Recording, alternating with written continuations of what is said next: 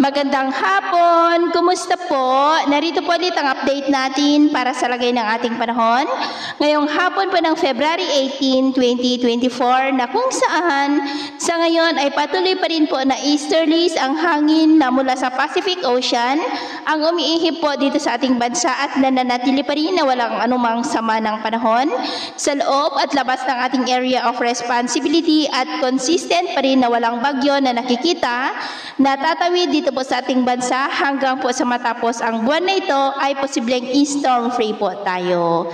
At sa lagay ng ating panahon, ngayong hapon ay maayos ang panahon sa malaking bahagi ng ating bansa pero may tsansa pa rin ng maulap na kalangitan with isolated rain sa may Camarines Sur, Panay Island, ilang bahagi ng Zamboanga Peninsula, Northern Mindanao, Davao at Sorsogon. At mamayang gabi, maayos pa rin ang panahon sa malaking bahagi ng ating bansa pero hindi pa rin iminaalis ang posibilidad na may mga pulupulong pag-ulan sa ilang bahagi po. At sa atin naman pong mga baybayin, wala naman po tayong nakataasan namang gale warning signals, pero iba yung pag-iingat lamang po kung papalaot tayo para po mas makaiwas sa mga sakunang pangkaragatan. So yun po ng latest update natin sa araw na ito.